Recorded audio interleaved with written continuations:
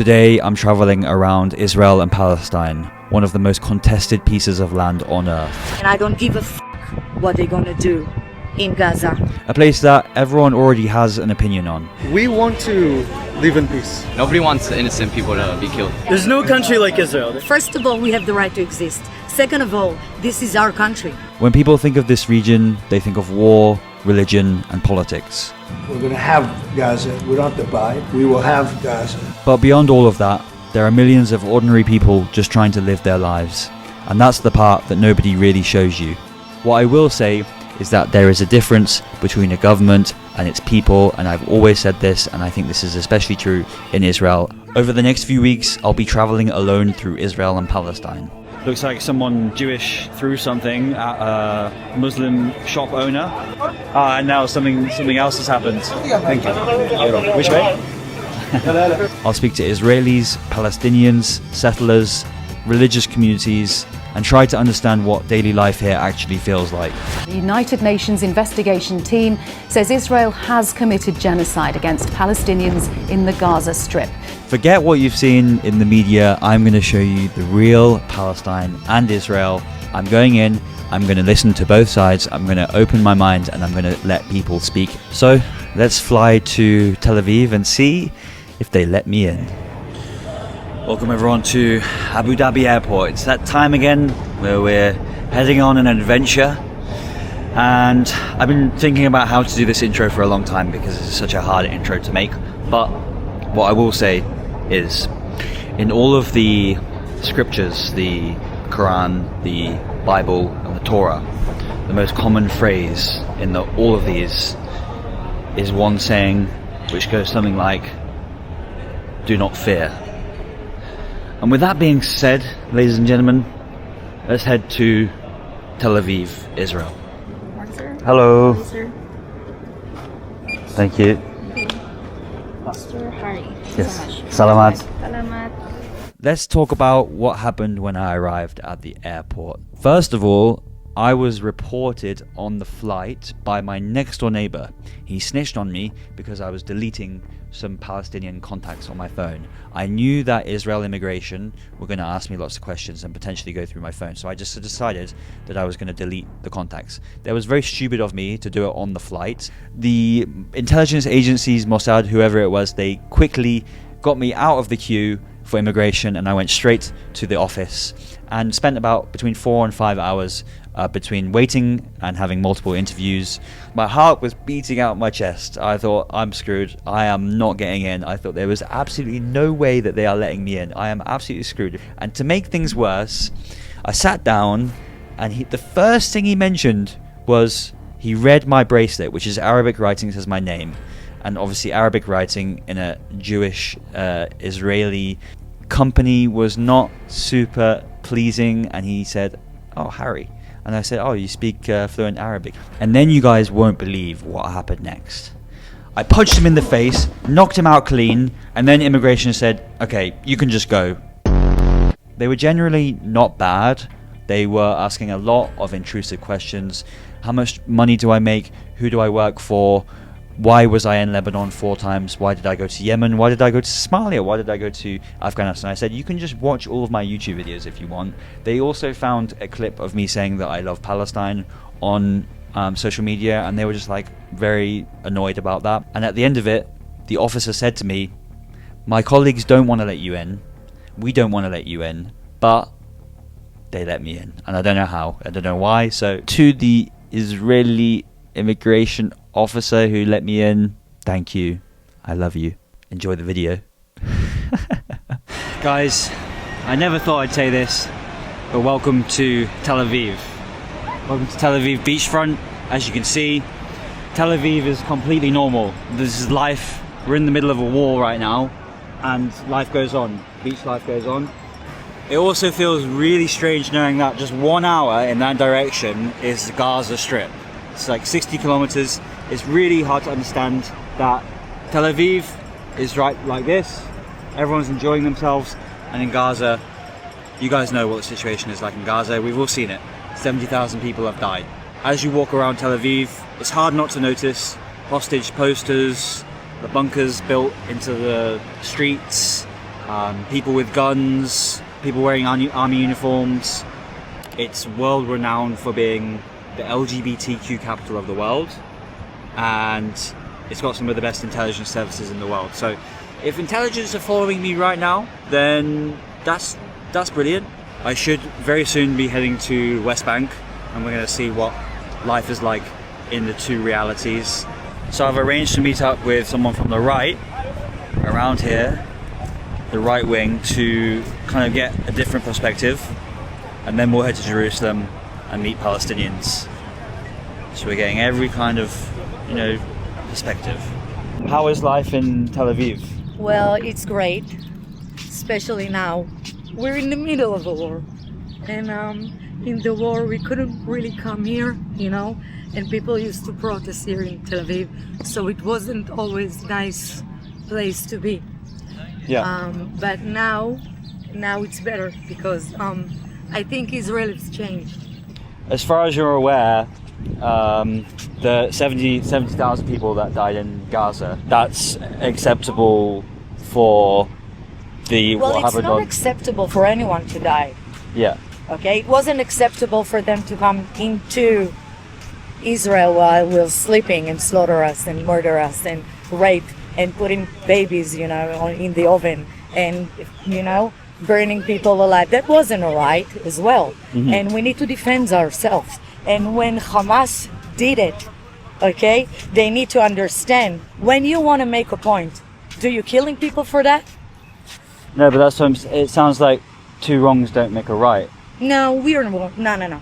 If someone comes to kill you, okay, do everything you can to protect yourself and your people. And let me tell you that we are all for peace, but we are not stupid.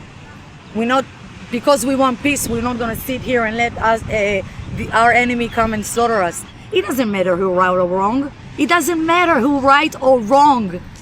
Is that okay to do what they did? No. Is that okay for us to protect ourselves? Definitely yes, and we're going to do it again. Every time. No one can come and kill Jews anymore just because they feel like it. It's never going to happen again. 70,000 people have died. In this attack. In Gaza. In this attack. What do you mean, this attack? From 7th of October. Yeah. Since. And you're getting those numbers from... Did you learn those numbers? I mean, I did a quick fact check. No, you didn't, because you just, it's wrong. I think that's... No, it's wrong. I think that's what the IDF... No, it's not what the IDF said. And do you know what they did say? And no, and it's not 70, I remember, but it's not. And I really do. I'm not trying to catch listen. you out. I just that's what Google says. So. Okay, well, people can say whatever they want. I know, say but someone millions. has to be right. I can say million. Oh, I know who's right. The IDF is right. Of course, we are right. Yes, we Would- are right. We have the right, okay, to exist. Let's start from that. The Jewish people have the right to exist. I know some people don't like it, but we will. And we do. All along the history, okay? Everyone's trying to kill Jewish people, and we are here to stay. So first of all, we have the right to exist. Second of all, this is our country, okay? There is a flag of Israel. I don't see a flag of Palestine.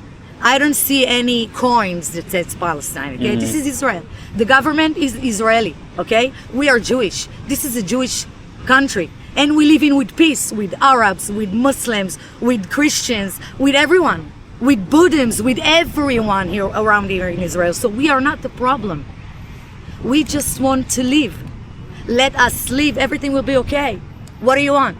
I'm trying to think more of like the wider thing. But do you think that potentially, as a Israeli citizen and you live in Israel, that you may have been exposed to like pro-Israel content in your life, like generally? No. You think you've seen both sides? Well, in Israel, if you know and learn the map here in Israel, until the 7th of October, well, the map here was very left. Okay, people were really in the dream, in the hope. Even me, there might be a terror, but it's probably a minority. Not all the people are like this. It's not even, you can't even understand how is it possible. Yeah. But after the 7th of October, Well, thank you, Hamas, for waking all of the Jewish up, because no one is a dreamer anymore. Even the biggest dreamer is not a dreamer anymore. Okay? We are in reality, and the reality says that we have to protect ourselves, okay? And I care about my people first. And it will always be like that. Now let's move on to like one-state solution, two-state solution. I'm guessing. Just one state solution. There is no state. You see, they have no state. Look what they're doing. So Okay. do you want me to give my enemy the ability to destroy me? Would you do that? Will you do that? Would you give I don't have those enemies. people, would you give those, you have no enemies, well, that's your luck, you know? That's your luck. We're not that lucky. 100%. Okay, the Jewish people are not that lucky.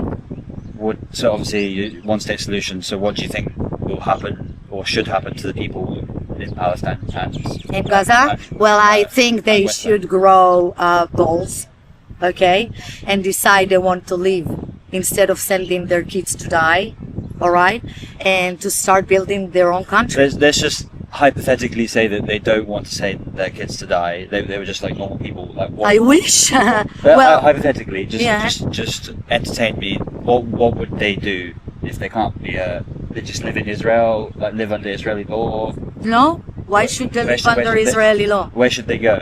If they are normal and they can live in peace and have jobs and develop their countries and study and, you know, like Israel, then live and have your own country, build your government like we did, you know.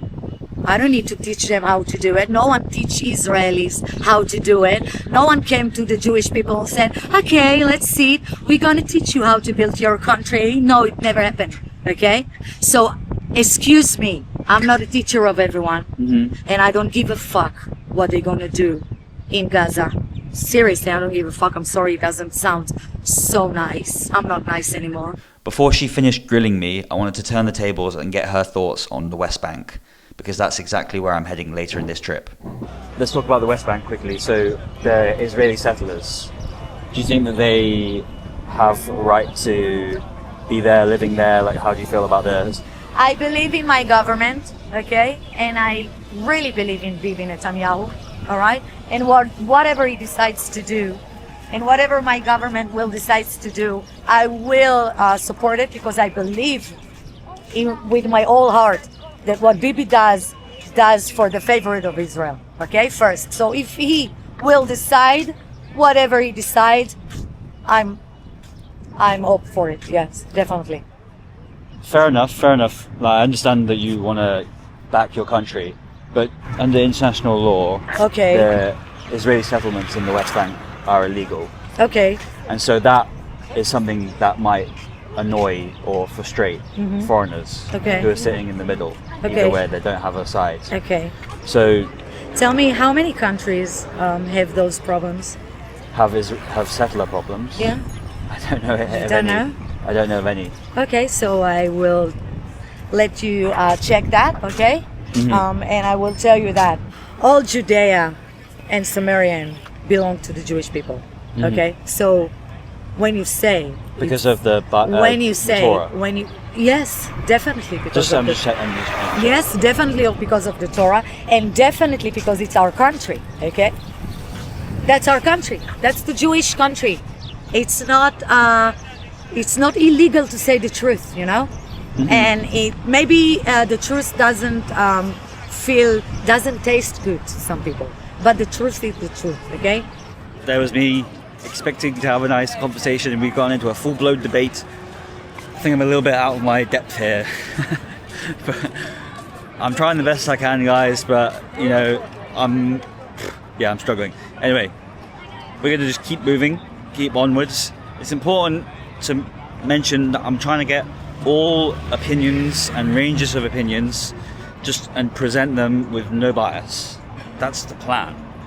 But obviously, I know I'm going to get so much hate from both sides. I really can't win. So I'm just going to do the best job I can, and if you don't like that, then that's your opinion. But I'm just showing you what I'm seeing. Now, it's worth mentioning that this woman represents only one end of the political spectrum. Now I'll be speaking to Israelis with more liberal views, And later in this video, I'll be heading into contested, occupied Palestinian territory, and what I experienced there ended up being one of the most eye-opening parts of this entire journey. So guys, before I carry on with the video, I just want to talk about today's sponsor, Holofly eSIM. As you guys know, I use Holofly eSIM everywhere. They're unlimited data, available in over 200 destinations around the world, including Israel, including Palestine. So I'll be having it throughout the trip. I'll be having unlimited data, which is amazing. They also offer always on feature. It's a new feature where they give you 1 GB of backup emergency data. So if you buy an eSIM once, you have backup data in that country, which is actually a lifesaver in case you get stuck. You guys know what it's like traveling and you don't have internet, don't have a taxi, don't have a hotel booked. Just the emergency data can come in super handy. They also have Holofly plans, which is what I use, which is unlimited data in 160 plus destinations, and it's just like a monthly plan, so you don't have to worry about changing or updating the eSIM every time you switch countries. Check out the link in the description below to get 5% off Holofly eSIMs using the code HarryJaggard, or the link in the description, and also you get 10% off Holofly plans if you choose that. Yeah, You guys from America? Yeah. What are you doing here? You on holiday? Birthright. Oh, nice. Yeah. Were you worried about the safety here, or you're not so worried? No, not really. Where are you from? I'm from England. And how's life here?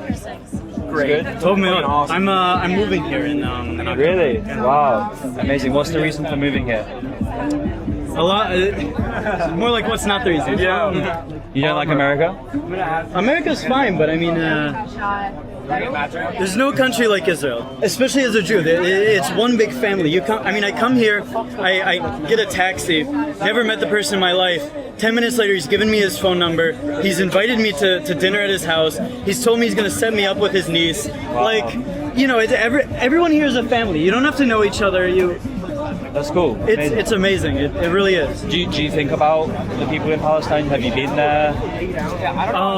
As in, like, have I been to like Gaza, West Bank? No. Would you go there? Would I go there? Yeah. Not in the current situation. Okay. And how do you feel about the people there? Do you think about them?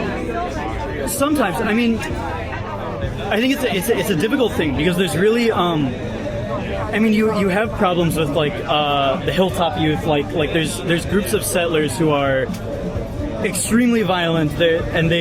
Israeli settlers. Yes, Okay. who need to be punished. The police needs to take more account of them. But then at the same time, it's not as common that you see it in Western news. But you have stabbings, car rammings, killings by Arabs of Jews, by Arabs of other Arabs. So it's really the problem is it's kind of a lawless place. It's chaos over there, which needs to be fixed, both in terms of what Israelis are doing and what Palestinians are doing. Amazing. What was your name, sorry? Yoni. Yoni. Thanks a lot. I appreciate that. Thank you. Have a good trip. One thing I've realized, which is I have a very unique opportunity here, which I've never ever had, in that I'm in a controversial country. Everyone knows it's controversial, and I can speak freely for the first time ever, because I've been to Russia, I've been to Afghanistan, I've been to Yemen, Syria. All of these countries you cannot speak freely because of the government there. This is the first time in a country that is democratic, and therefore free speech is allowed here, which is like super unique for the countries I go to. So that means I can speak freely, ask questions I want to ask. The two friendly nations, America and Israel. You're from Israel? Yeah, from Israel. What's your name? Amit. Amit. Yeah. You're from Tel Aviv? Near Tel Aviv. Near Tel Aviv. In Givatayim, near Tel Aviv. How's life in Tel Aviv? Wow, Tel Aviv, best city. It's good? Yeah. Do you think about the people in Palestine, in Gaza, West Bank? Yeah. I want to live in peace, but not. I think about them every day. It's not. I understand. We work, we do everything. So. Okay. Yeah, we want to live in peace. Would you ever go to either of these places? If you could? If I could. Gaza is impossible. Yeah. West Bank, if there'll be. Maybe one day. Yeah, if they want to. We want to live in peace. Do you believe in like a two-state solution, or? I think yes, two state. Okay, cool. Yes, Amazing. but I think the option for Israel is now good because also Arabs who are not Jewish and Muslims and Christian and everything live equally here. So in Palestine is the problem. I think also about what I know, it's like a safe haven for also Palestinians who are like LGBT. Oh, no way. Yeah, a lot Wow. of LGBT Palestinians I know come to Wow. Tel Aviv because this is taboo in Yeah. in Muslim. their families and Interesting. Didn't know that. Okay, cool. Well, anyway, I appreciate you answering, and thank you for watching, bro. I appreciate you. that. Nice to meet you. Have a good day. Turns out, the easiest way for me to speak to people is wait till I get recognized by a subscriber. Hey, bro. How are you? What up, mate? What's your name? I'm Daniel. What's your name? Harry. Where you from? I'm from England. London? Near North London. Yeah. North London? I'm making a YouTube You're an video. Arsenal fan? No, Aston Villa. Villa. Where are you guys Up from? the Villa, up the Villa. I'm Israeli. I'm making a My YouTube heart. video. Oh, you're a Are YouTuber? you Israeli? In my heart. How's life here? That's great. Life's awesome. Beach, beer, good food. Is it safe though? Because I arrived yesterday and Safe and understatement. We have, not only do we have IDF, we have dogs. do you think about the Palestinians? Of course. Nobody wants innocent people to be killed. Okay, nice. I don't think that's the thought of any Israeli here. Like, you could talk to people and they could be like, yeah, like I want them all to die. I don't think that's really what they think. I think that's just after Yeah. what they did to us, you feel like, all right, like you just want to kill them all, but that's not. I don't think anybody's damn. What would be your solution to this? Honestly, I don't really know. I think in Gaza, the solution is you need to disarm completely Hamas, make sure that they have no way of getting their weapons, and find a governing body that is like against like military action against Israel. Okay. Last question. Don't want to keep you. What about the Israeli settlers in West Bank? Do you fine with that, or do you? It's more complicated military-wise because think about the army has to guard them and they're surrounded by people that want to kill them. I think that if they think that that's their homeland, then that's their homeland. I obviously am against the conflict between the Palestinians and there's obviously the radical Jews that like attack the Palestinians, which I don't agree with, and there's the radical Palestinians that attack them.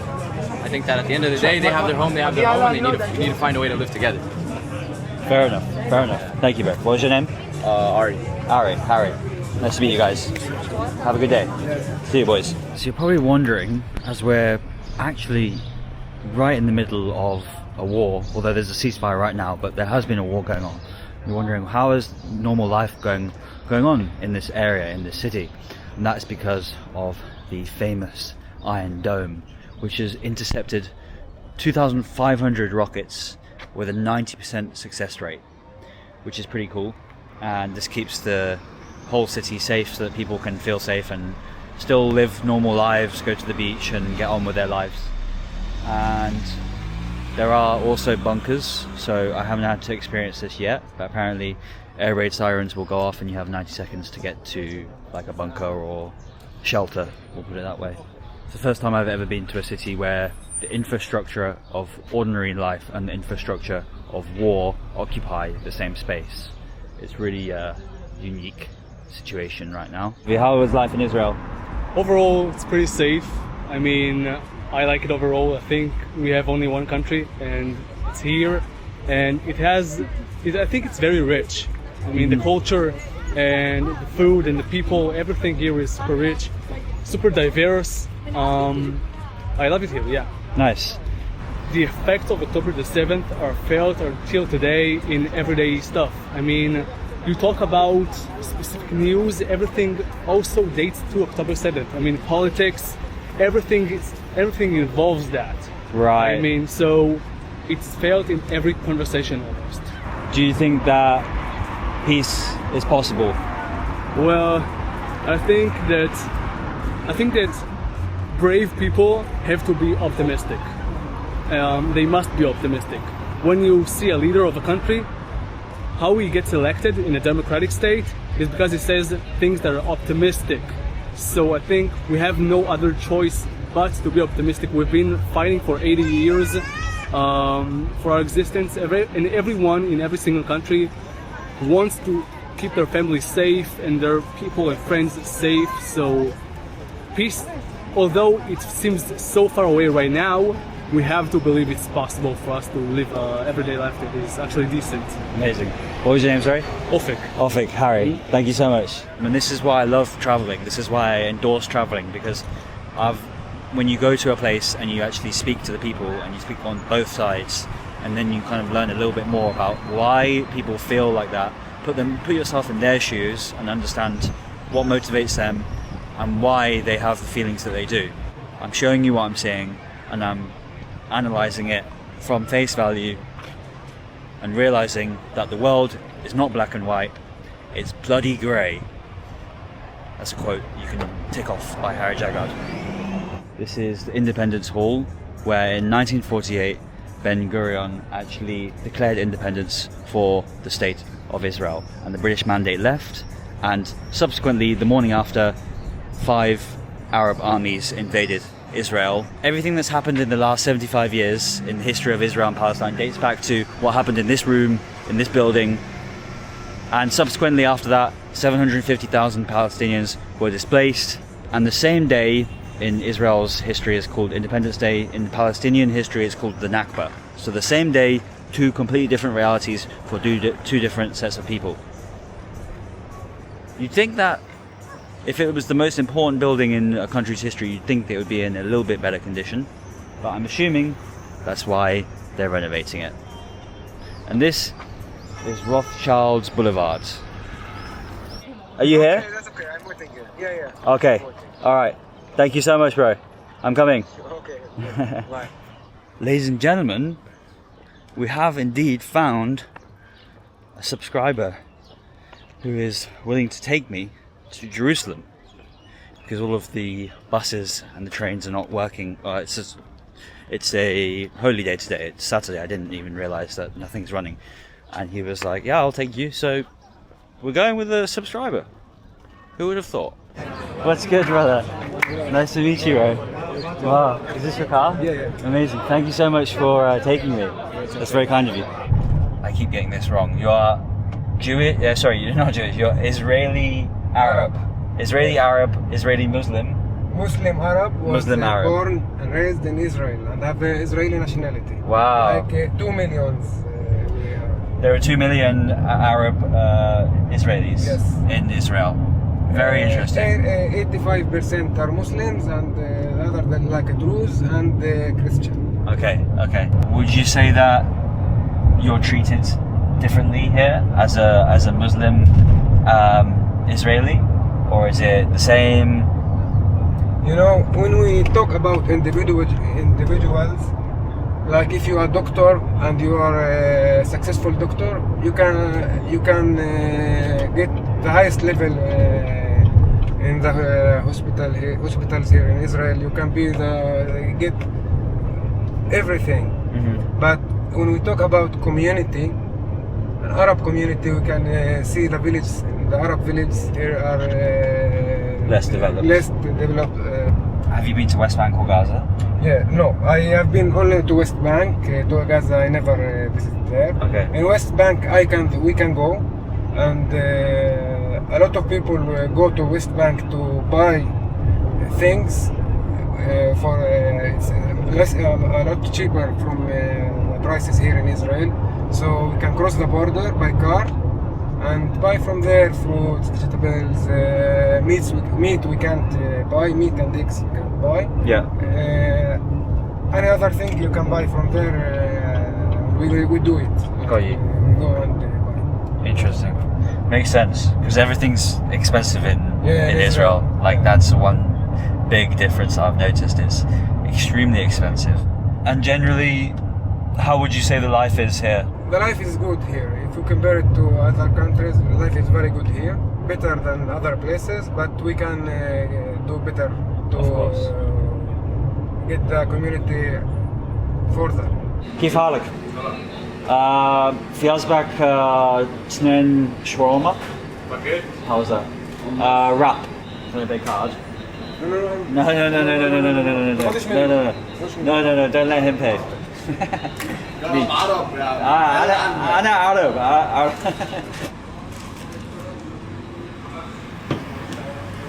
When somebody asks me where I'm from, I tell him it's complicated. Because in Israel, I'm Arab. In Arab countries, I'm Israeli. Wow. Yes, it's very, very hard. So you can't win. We can. Do you ever think about if you were born on the other side of the border in the West Bank? Yes, all the time I think about that. These people have no income, salaries. They have no money. They have no country to help them. They have nobody to help them. But I think all the time I think, what I would do if I was there now, in this time. It's very hard for me. I can't imagine this.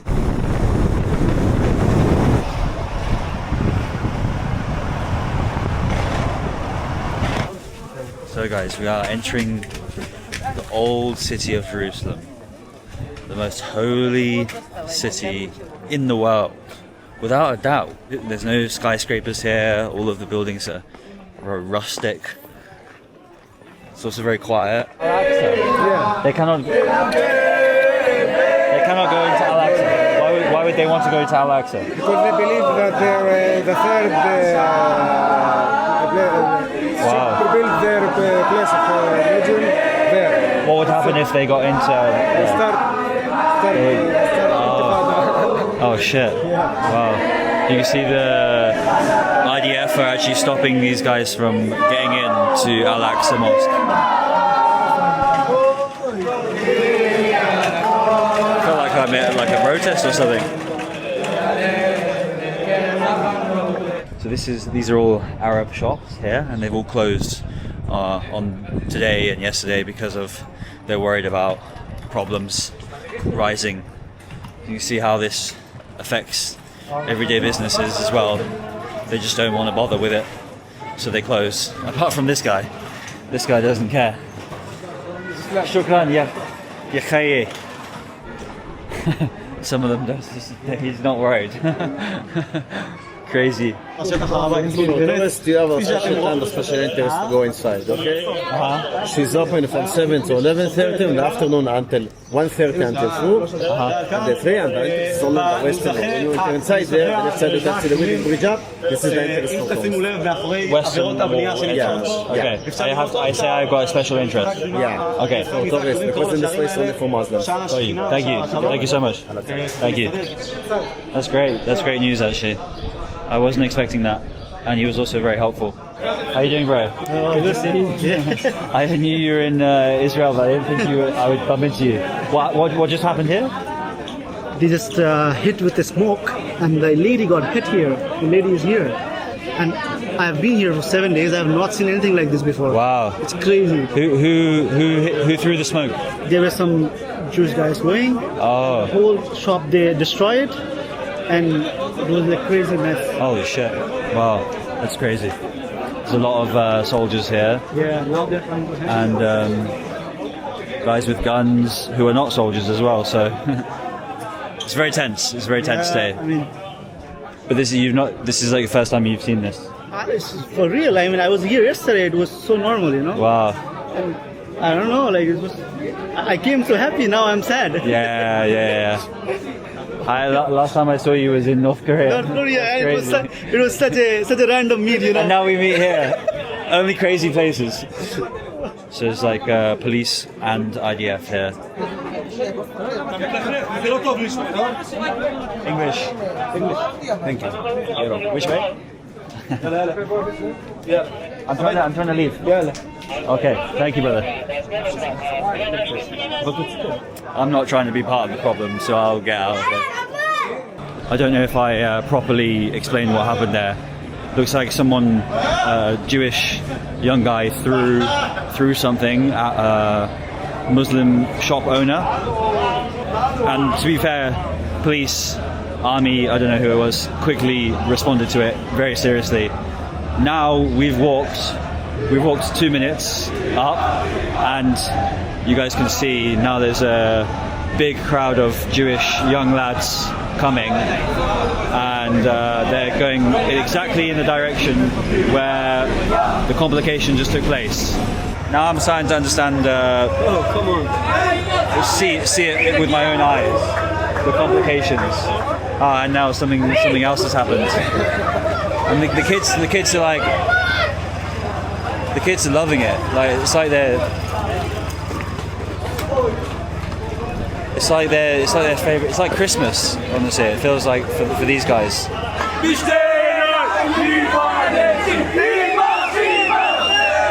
When you have like a crowd mentality, like sheep mentality, you can pretty much get away with anything. So they'll be trying to show off. Right, that's enough entertainment for me. I think it's time to swiftly depart.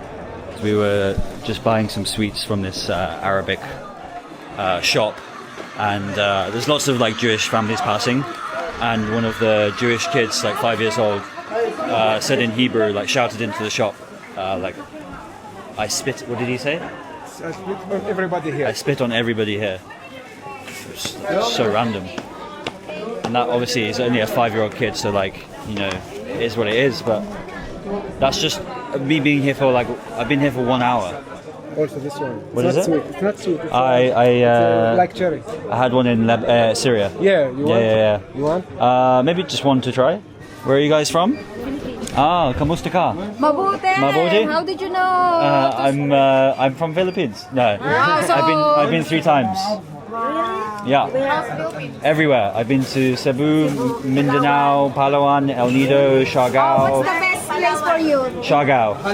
Yeah. Because they're less Filipino. Almost like the tourists. It's like very developed and stuff, so it's very cool. But I love all of Philippines. Yeah. Well, how come you're here for just see the tourist sites? No, we're working here. You work here. How is it working here? Just 14. It's good. Okay, good. Amazing. You live here or you? No, I'm making a YouTube video. I'm traveling. I live in Indonesia. Oh, please include Yeah. us in your video. What do you? I mean, Filipino also. You guys are the most Filipino. Everywhere. Exactly, you're everywhere. What do you think of Jerusalem? Fantastic. Yeah? You're Christian or Catholic? Yeah, Christian. Nice. Amazing. So this is also nice for you to come here as well? Perfect. Okay guys, nice to meet you. Have a good day. It's super sour, but very nice. Thank you so much, Rani. Come on inside. No. No. Hurry. You want me to be happy? Don't do this. You're typical Arabs, always Arabs. Won't accept my money. Thank you so much, bro. He's taken me. You weren't even like planning to come to Jerusalem, so I really appreciate it. Thank you so much, bro. Shukran. Yatik. In the next episode, I'm going to be exploring the 3 most holy sites in the world for the 3 biggest major religions in the most holy city in one of the most contested pieces of land in the world. And then I'm going to rent a bicycle and we're cycling through the West Bank and going deep and exploring and speaking to Palestinians and learning what real life is like in Palestine. If you want to support, you can join as a member on the channel and you get access to unique exclusive content and behind the scenes from the Palestine series. I'll also be giving away some gifts that I got from Palestine, some bracelets, some fridge magnets, things like that, little small things. I'll give them away for free to members. If you're traveling abroad, make sure you get Holofly eSIM. And if you want to support Palestinians, check out the description below. I've added some of the businesses that I went to and bought so you can follow them, support them, go to Palestine, spend money and help the people, help the civilians who are just trying to live a normal life and are struggling through these hard times. Thank you so much for watching. If you got this far, it really means a lot to me, more than you can ever imagine. And there's some insane content to coming up. So see you in the next episode.